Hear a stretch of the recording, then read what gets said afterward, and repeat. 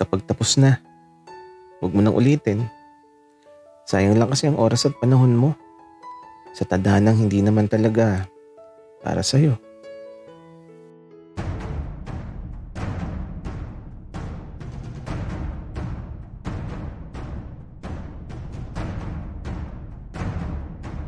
Kaibigan, huwag mong kalimutan mag-subscribe sa aming channel at huwag din kalimutan i-click ang notification bell at subscribe button. Subscribe na!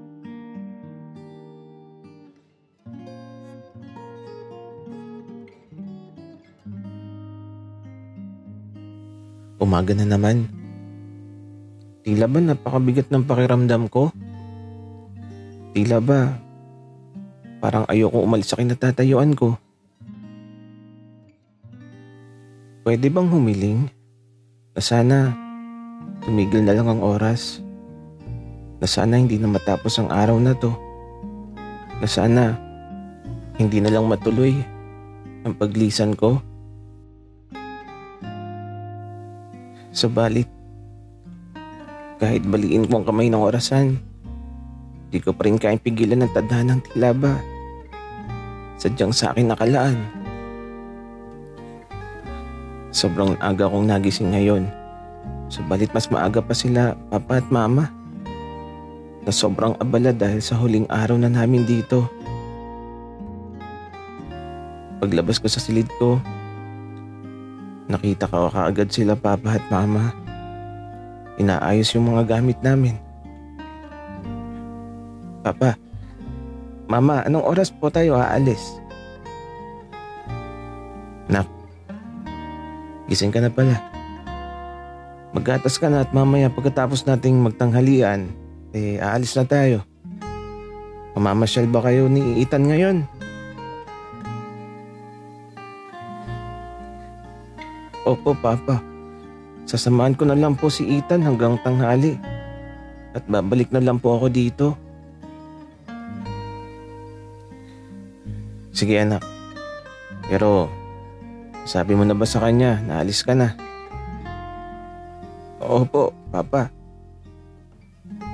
Weak ako pero di ko pa talaga sinasabi kay Ethan ang pag-alis namin.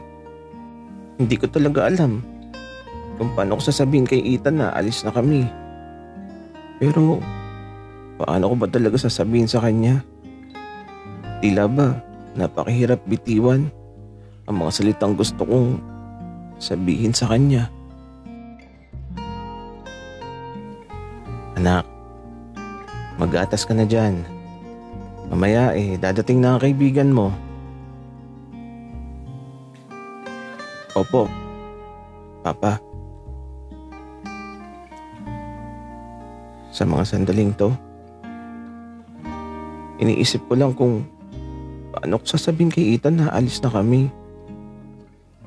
Hindi ko alam kung paano sisimulan. Ayoko kasi makitang umiiyak si Ethan. Ayaw kong ang pagluha niya ang huling maaalala ko. At habang nasa may lamesa ako, may kumakatok na sa pintuan. Nagtungo ako kaagad sa pinto kasi alam kong si Ethan ang kumakatok. Pagkabukas ko ng pinto, matatamis ng ngiti ni Ethan na bumungad sa akin.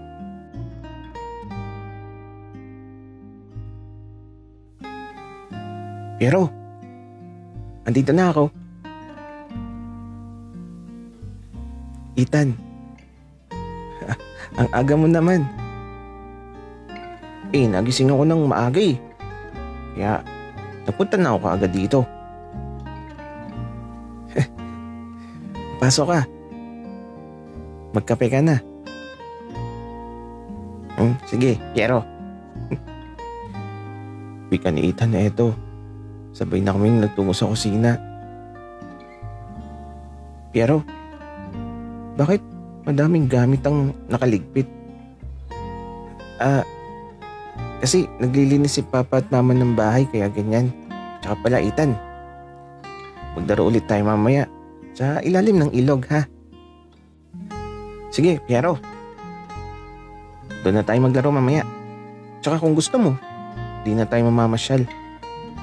May isang sako pa naman tayo na naipon kaya maglalaro na lang tayo buong maghapon. Oo, maglalaro na lang tayo, Ethan. Gusto ko, masaya lang tayo ngayong araw. Pero, lagi naman tayong masaya araw-araw ha. Lagi tayong naglalaro. At araw-araw, maglalaro lang tayo palagi. Hanggang mapagod lang tayo. Tama ka, Ethan. Tara na, maglaro na tayo ng maaga. Kaya naman, patapos kami magkape at gatas, lumabas na kami ng bahay. Madilim pa nang lumabas kami. Di na kami nagdala ng sako. Baglang ang dala ko kung saan nakalagay ang pagkain na baon ko. Magkahawa kami sa balikat habang naglalakad. Tapos, nagkukwentuhan ng mga gagawin namin sa lilipas pang mga oras. Pinipilit ko na lang na maging masaya sa mga sandaling to. Kasi ito na yung huling pagkakataon na magkakasama kami ni Ethan. Kaya naman, nung makarating kami sa tulay kung saan madalas kami naglalaro, nagtungo na kami kaagad sa ilalim nito.